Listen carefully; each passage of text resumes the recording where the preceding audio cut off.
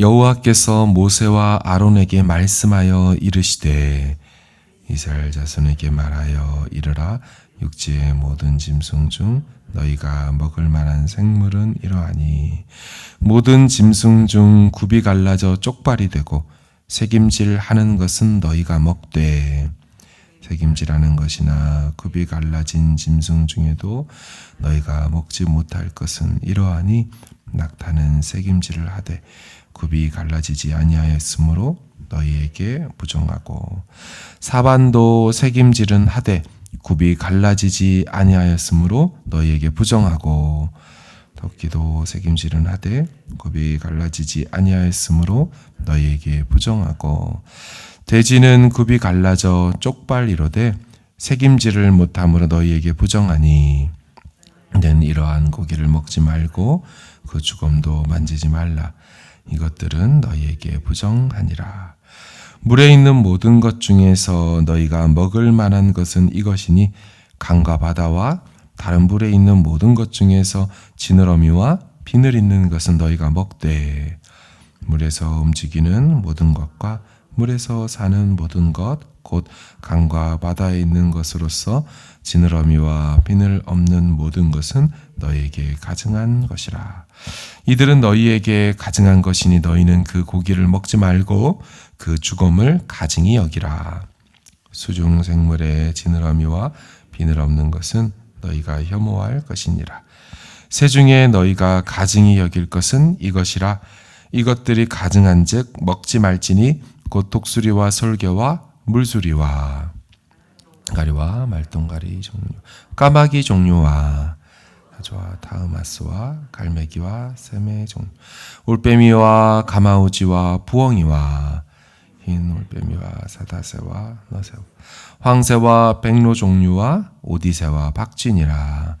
날개가 있고 네 발로 기어다니는 곤충은 너희가 혐오할 것이로되 다만 날개가 있고 네 발로 기어다니는 모든 곤충 중에 그 발에 뛰는 다리가 있어서 땅에서 뛰는 것은 너희가 먹을지니 곧 그 중에 메뚜기 종류와 배짱이 종류와 귀뚜라미 종류와 팥중이 종류는 너희가 먹으려니와. 같이 읽습니다. 오직 날개가 있고 기어다니는 곤충은 다 너희가 혐오할 것이니라. 아멘. 레위기 11장에서 15장까지는 하나님이 이제 거룩하게 우리를 만드셨잖아요.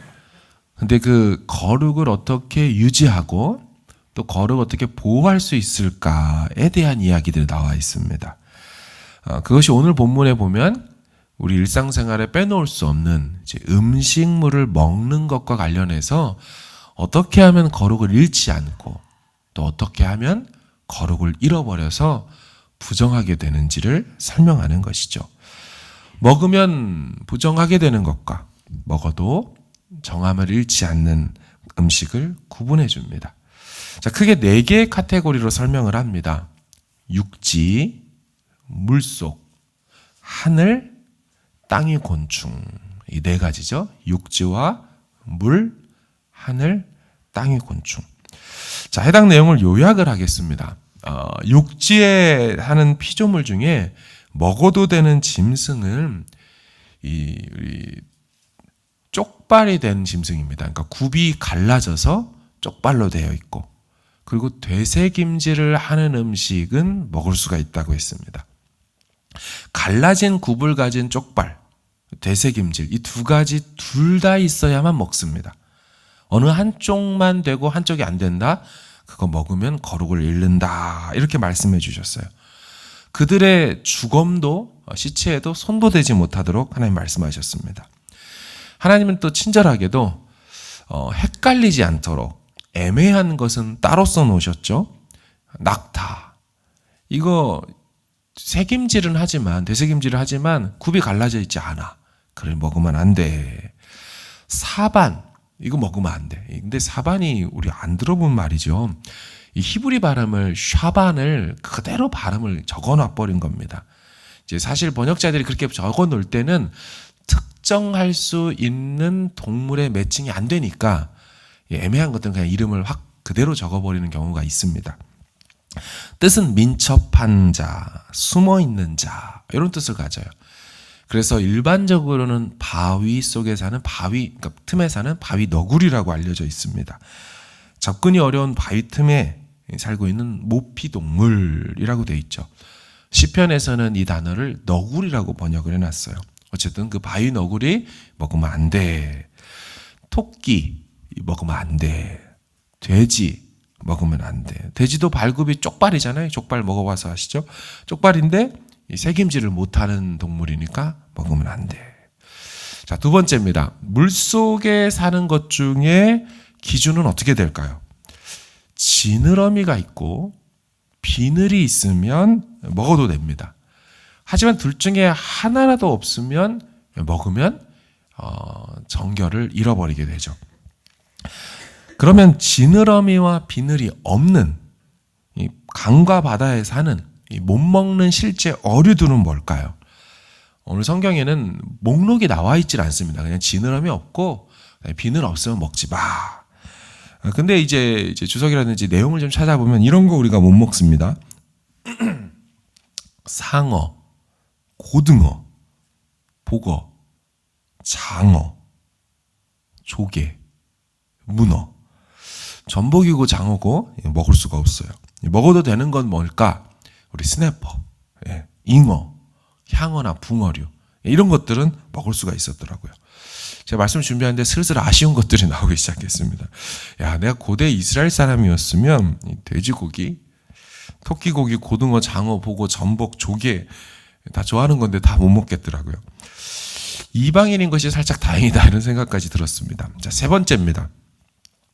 하늘에 있는 것 중에 하늘 피조물 중에 먹을 수 없는 이 기준은 뭘까요?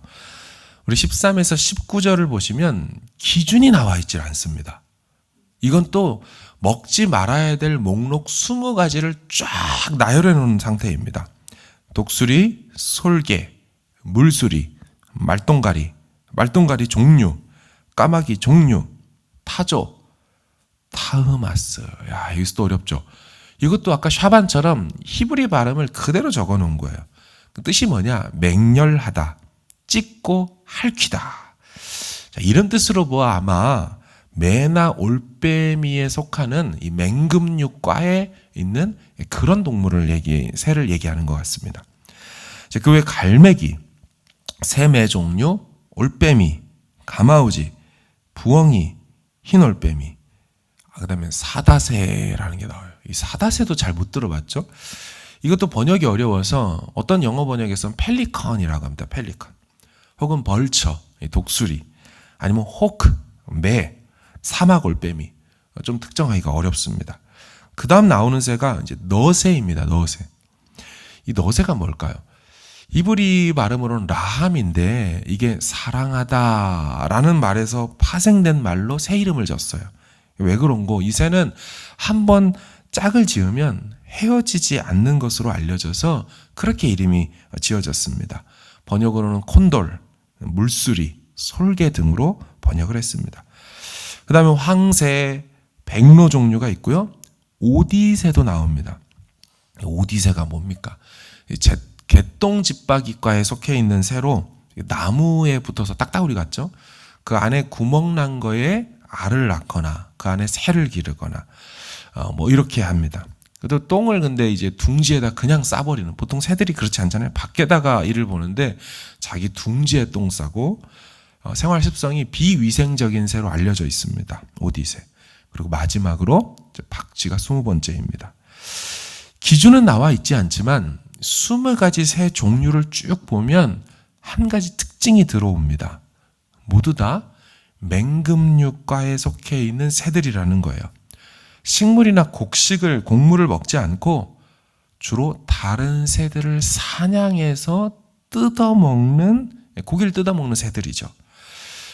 이것을 인하여 추정해 보면 여러분 율법에는 피째 어떤 고기를 먹지 말라고 합니다. 방식에 따라서 피를 다 빼고 먹어야만 하죠. 그런데 여러분 이런 새들을 만약 먹게 되면 어떤 일이 일어날까요? 이 새들이 다른 새들을 잡아먹을 때 그 다른 새의 피를 빼고 먹지 않죠. 그대로 살점을 뜯어 먹습니다. 그렇기 때문에 그런 맥락 속에 이 새가 부정해지고 그걸 먹어버리면 또 사람도 부정해질 수 있다라고도 설명을 합니다. 그리고 오디새처럼 위생적으로 불결한 새, 인간이 먹으면 위험할 수 있기 때문에 또 먹지 말라고 한 것으로 봅니다. 맨 마지막에 나오는 먹지 않아야 될 새는 이제 박쥐 아닙니까? 박쥐. 매우 비위생적이죠. 여러 전염병들이 박쥐로부터 나왔다는 것을 오늘날 사는 우리는 이미 알고 있습니다. 마지막으로 땅의 곤충인 것들에 대한 기준입니다. 먹을 수 있는 기준은 4발이든 사실 6개의 발이든 기어다니면 못 먹고요. 뛰는 다리가 있어야 됩니다. 그러니까 펄짝펄짝 뛰는 곤충은 먹을 수 있어요. 가능한 종류를 써놨죠. 메뚜기 종류, 배짱이 종류, 귀뚜라미 종류, 팥중이 종류. 이 팥중이가 뭐냐 하고 또 찾아봤더니 메뚜기과인데 아주 작은 곤충류, 작은 메뚜기과를 얘기합니다. 자, 그렇다면 왜 이런 기준이 있을까요? 이 기준에 대한 그동안의 수많은 학자들의 해석이 있어 왔습니다.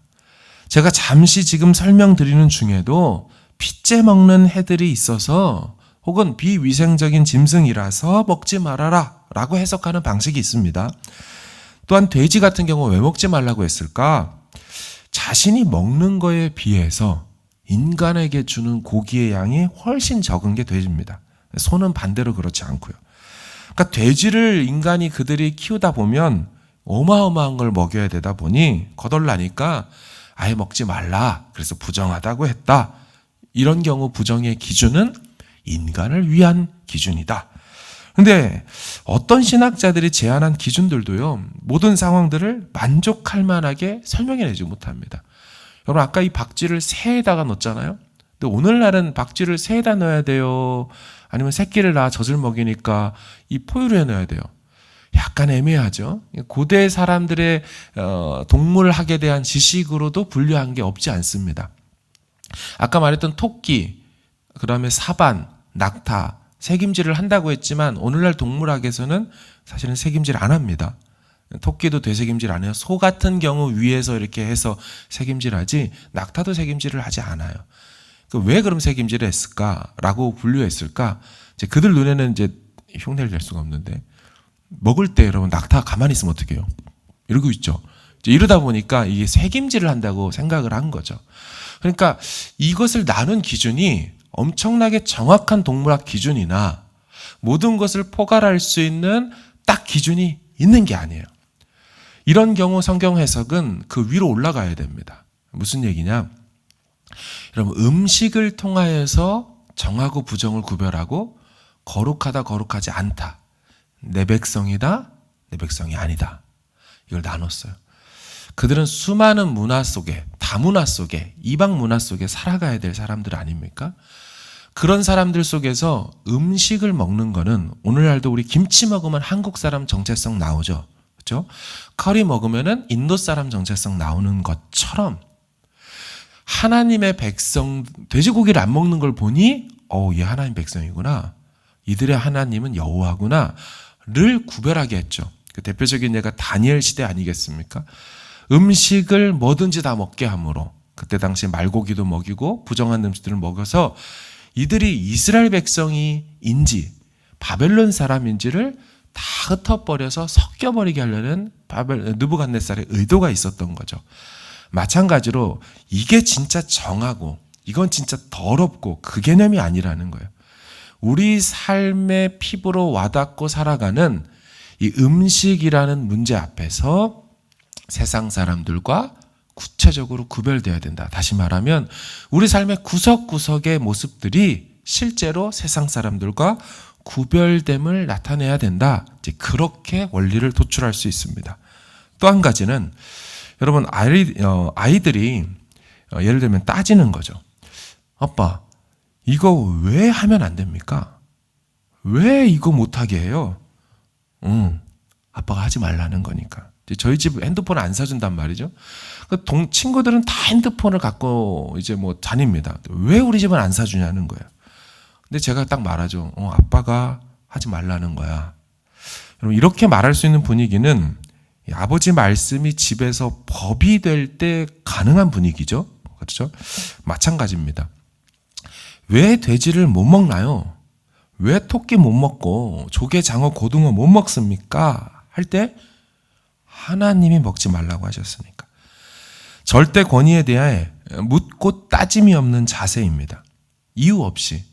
그저 하나님이 말씀하셨다면 그것으로 기준이 되는 것이죠. 바로 이 자세가 이스라엘에게 필요한 것입니다. 이제 우리는 더 이상 이 음식법에 제한을 받지 않습니다. 청년부는 모였다 하면 삼겹살이고 목살, 돼지를 먹습니다. 지난 화요일 저녁에도 먹었어요. 어른들은 몸보신에 이 장어탕에 장어구이라고 얘기를 하죠. 여러분 이거 먹으니까 다 치릿감이 됩니까? 아닙니다. 음식법, 정결법은 그리스도로 인하여 다 폐하여졌습니다. 그러나 해당 율법의 정신은 우리에게 계승되어야 합니다. 그것이 기준이 하나님이다라는 거는 우리가 계승하는 거죠. 왜 못하냐? 하나님이 하지 말라 했으니까. 왜 해야 되냐? 하나님이 하라고 하셨으니까. 이유와 사족을 달며 불평불만하는 것은 그분의 백성에게 어울리지 않는 거죠. 자기들의 하나님이 세상 만물의 창조주라고 우리 인정하지 않나요? 우주의 최고 주권자라고 우리 인정하지 않나요? 그러면 그분의 말씀은 곧 우리 삶의 법이 되어야 돼요.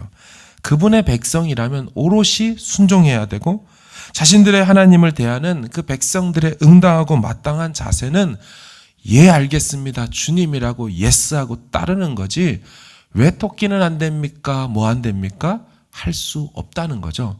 그런 차원에서 음식법을 바라봐야 합니다. 사랑하는 여러분, 이 자세는 오늘날 우리에게도 동일합니다. 하나님의 말씀이 법입니다. 하나님의 말씀대로 하면 복입니다. 하나님의 말씀 따라 살면 형통인 것입니다. 신약시대를 살고 그리스도로 인해 모든 음식 정결법은 폐해졌어요. 그리고 완성된 시대를 살았던 바울이 음식법 가지고 고민하는 그들에게 이렇게 말했어요. 너희는 이제 먹든지 마시든지 무엇을 하든지 다 하나님의 영광을 위하여 하라. 여러분 먹든지 마시든지 무엇을 하든지 하나님이 하라는 대로 해라. 그것이 영광이 될 것이다 라고 말씀하는 거죠. 이제 더 이상 먹는 것으로 정하거나 부정해지지 않습니다. 무엇이든지 밖에서 사람에게로 들어가는 것은 능히 사람을 더럽게 하지 못하고 사람 안에서 나오는 것이 사람을 더럽게 한다 예수님 말씀하셨죠. 이러므로 모든 음식물은 깨끗하다 하시니라. 사람에게서 나오는 그것이 사람을 더럽게 하느니라. 속에서 곧 사람의 마음에서 나오는 것은 악한 생각, 음란, 도둑질, 살인, 간음, 탐욕, 악독, 속임, 음탕, 질투, 비방, 교만, 우매함이나 이 모든 것이 악한 것이 다 속에서 나와서 사람을 더럽게 하느니라. 사랑하는 여러분, 우리 속사람이 정하게 되는 것이 진짜 정한 것입니다. 날마다 기도와 말씀으로 순종과 믿음으로 깨끗한 그릇 되시기를 바랍니다. 깨끗한 그릇이 되면 거룩하고 주인의 쓰심에 합당하다고 말씀한 줄로 믿습니다. 우리 같이 기도하길 원합니다. 더 이상 음식법에 저촉은 되지 않지만 우리의 삶의 구석구석에서 구별됨이 있어야 합니다. 두 번째, 하나님이 하지 말라고 한다면 오늘날에도 그 원리가 동일합니다. 왜 하나님 이거 안 됩니까? 왜 하나님 이걸 해야 됩니까? 하나님 앞에서는 따지는 게 바른 태도가 아니에요. 예, 주님 순종하겠습니다. 구별되어 살겠습니다. 깨끗한 그릇 되어 주인의 쓰심에 합당하게 살겠습니다. 우리 이런 마음 자세로 또 주신 기도 제목으로 주 앞에 나가길 원합니다. 함께 기도하겠습니다.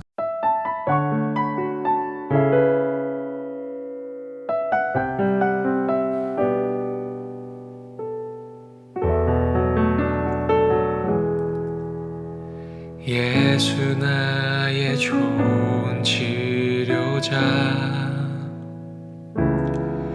그의 눈이 머무는 곳은 나의 슬픔과 고통 고개를 들어 그의 눈을 볼 때에 난 알았네 예수 예수 나의 좋은 치료자. 예수 나의 좋은 치료자. 그의 손길이 닿는 곳은 나의 상처와 아픔, 영원히 흐를 것 같았던 눈물 다 멎었네. 예수 나의 치료자.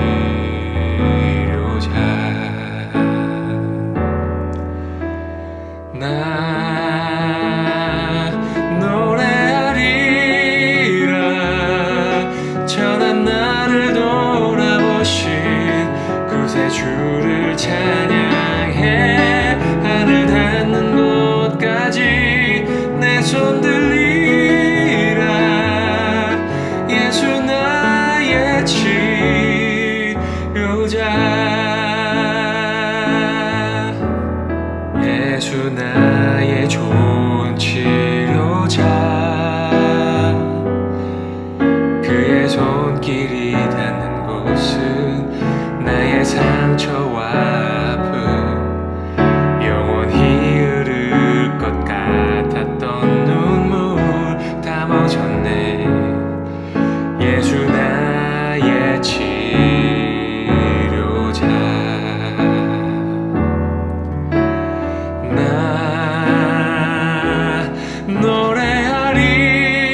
노래하리라. 전한 나를 돌아보신 구세주를 찬양해. 하늘 닿는 곳까지 내 손 들리라. 예수 나의 치료자.